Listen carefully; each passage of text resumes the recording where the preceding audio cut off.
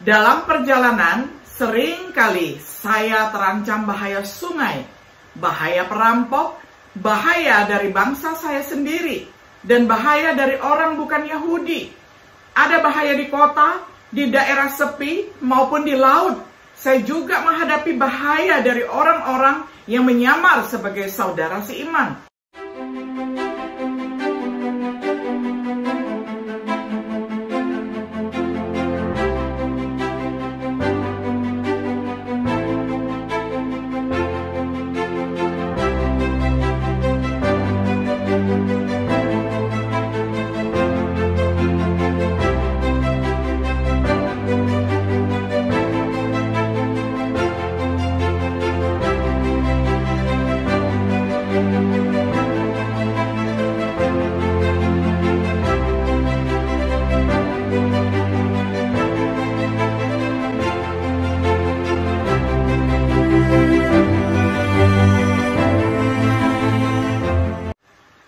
Shalom, sahabat Biblika yang dikasih oleh Tuhan. Sungguh senang kita dapat berjumpa kembali di dalam acara Refleksi Sahabat Biblika. Pada hari ini kita tiba pada episode yang ke-27 di dalam serial pembahasan Kitab Kisah Para Rasul dengan tema Tahun Awal Paulus sebagai Kristen. Kita akan membaca firman Tuhan bersama dari Kisah Para Rasul 9 ayat 19 sampai 30. Saya akan bacakan untuk kita semuanya di dalam terjemahan sederhana Indonesia. Sesudah itu, Saulus makan dan merasa kuat kembali. Kemudian Saulus tinggal beberapa hari bersama pengikut-pengikut Yesus di Damsyik. Segera saja dia pergi ke beberapa rumah pertemuan orang Yahudi dan mulai memberitakan, Kristus Yesus adalah anak Allah. Semua orang yang mendengar dia menjadi heran dan berkata, bukankah dia ini yang berusaha membinasakan orang-orang yang percaya kepada Yesus di Yerusalem? Lagi pula dia datang ke sini untuk menangkap dan membawa para pengikut Yesus kepada imam-imam kepala, bukan? Tetapi Tuhan semakin menambahkan hikmat dan kemampuan kepada Saulus untuk meyakinkan orang lewat ajarannya. Waktu dia berdebat dengan orang Yahudi di Damsyik, tidak ada yang bisa membantahnya saat dia membuktikan bahwa Yesus adalah Kristus yang dijanjikan Allah. Sesudah lewat beberapa hari, orang Yahudi di Damsyik membuat rencana untuk membunuh dia, membunuh Saulus. Siang dan malam mereka menjaga pintu-pintu gerbang kota supaya bisa menghabisi dia.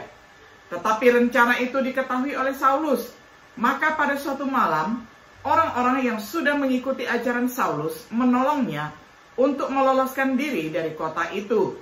Mereka menurunkan dia dengan sebuah keranjang besar melalui lubang yang ada di benteng kota. Ketika Saulus tiba di Yerusalem, dia mencoba bergabung dengan para pengikut Yesus yang lain. Tetapi mereka semua takut kepadanya. Mereka tidak percaya bahwa dia sudah menjadi pengikut Yesus. Tetapi Barnabas membawa dia kepada para rasul dan menceritakan bagaimana Saulus sudah melihat Tuhan dalam perjalanan ke Damsyik. Barnabas juga memberitahukan bahwa Tuhan sudah berbicara kepada Saulus. Dan Saulus sudah memberitakan tentang Yesus dengan berani di Damsyik. Jadi, Saulus pun bergabung dengan mereka dan sering ikut bersama mereka kemana saja di seluruh Yerusalem. Dia selalu berbicara tentang Tuhan Yesus dengan berani. Selain itu, dia juga sering berdebat dengan beberapa orang Yahudi yang berbahasa Yunani. Sampai akhirnya mereka berusaha membunuhnya. Pada waktu hal itu didengar oleh saudara-saudara seiman yang lain, mereka mengantar Saulus ke Kaisaria, lalu mengirim dia ke Tarsus. Sesudah itu, semua jemaat di seluruh Yudea, Galilea, dan Samaria hidup dengan tenang dalam perlindungan Allah. Mereka hidup dengan penuh hormat kepada Tuhan Yesus, dan Roh Kudus selalu menguatkan mereka, sehingga jumlah mereka semakin bertambah banyak. Sampai semikian jauh pembacaan firman Tuhan dari Kitab Kisah Para Rasul pasal 9 ayat 19 sampai 30. Sahabat Biblika yang dikasih oleh Tuhan Yesus, ketika orang berpikir tentang kehidupan Paulus yang dulunya bernama Saulus, mereka mungkin mengingat penganiayaannya terhadap gereja sebelum pertobatannya. bagaimana visinya dan penglihatannya tentang Tuhan Yesus di jalan ke Damaskus. 3 perjalanan misionarisnya dicatat di dalam kitab Kisah Para Rasul. Apa yang mungkin tidak begitu terkenal adalah tahun-tahun segera setelah pertobatannya.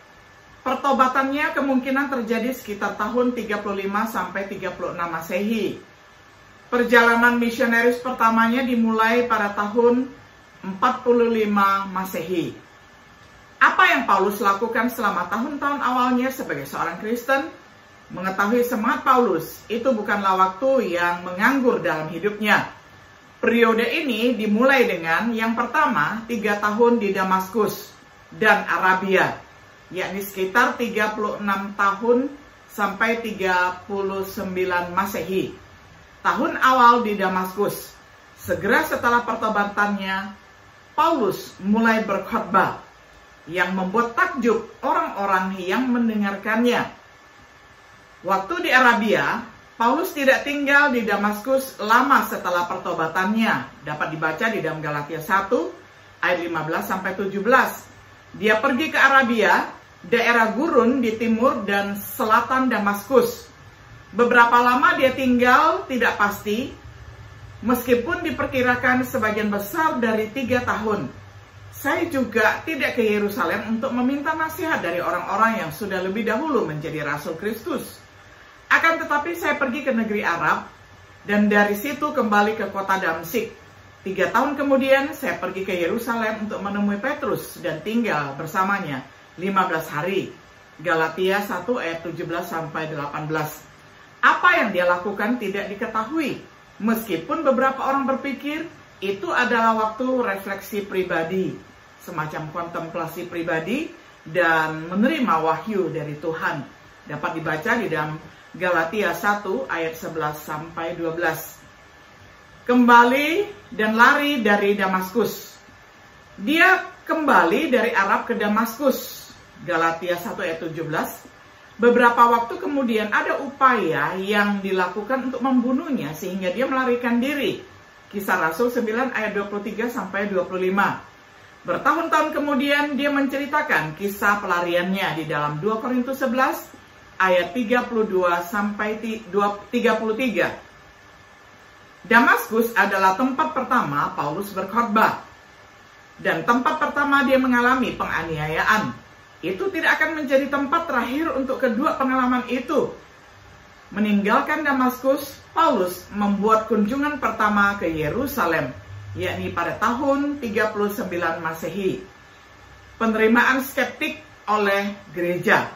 Awalnya gereja takut menerimanya, tetapi ada Barnabas yang memperkenalkannya kepada para rasul. Dia melihat Petrus dan tinggal bersamanya selama 15 hari. Dia juga melihat saudara laki-laki Tuhan Yesus, yakni Yakobus. Kemudian Paulus berkhotbah di Yerusalem. Dia diberi akses bebas ke gereja.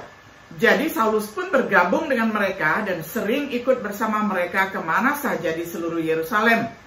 Dia selalu berbicara tentang Tuhan Yesus dengan berani. Kisah Para Rasul 9 ayat 28. Dia berselisih dengan orang Helenis. Selain itu dia juga sering berdebat dengan beberapa orang Yahudi yang berbahasa Yunani, sampai akhirnya mereka berusaha membunuhnya. Kisah Rasul 9 ayat 29. Pencobaan di dalam hidupnya, orang Helenis berusaha untuk membunuhnya. Paulus diperingatkan oleh Tuhan di dalam sebuah penglihatan.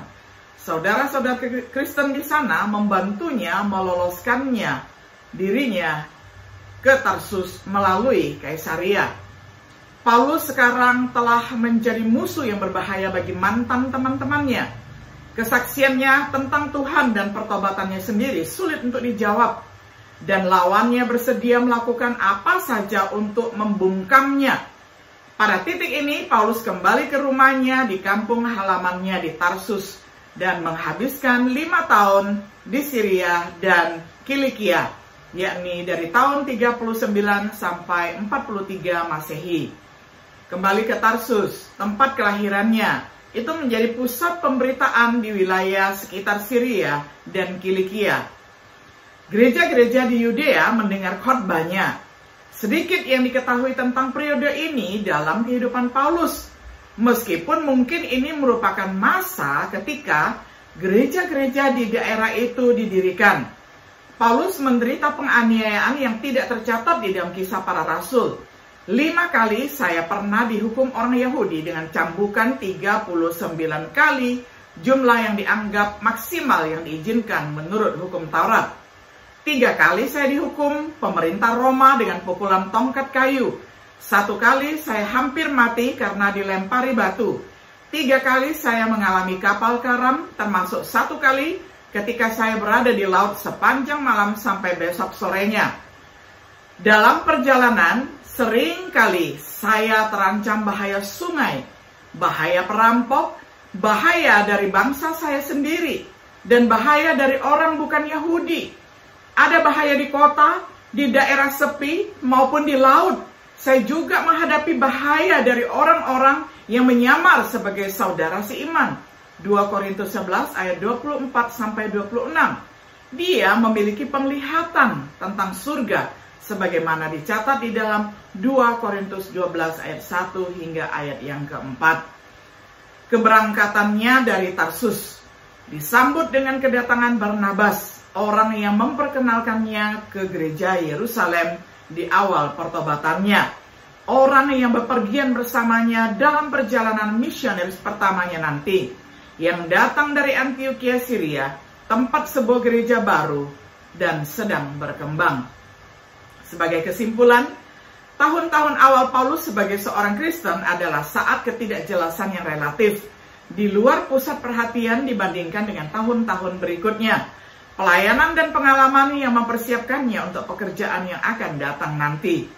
Dalam semangat kita untuk melayani Tuhan dengan sungguh-sungguh, jangan mengabaikan kebutuhan akan waktu yang dihabiskan dalam persiapan dan tindakan awal pelayanan.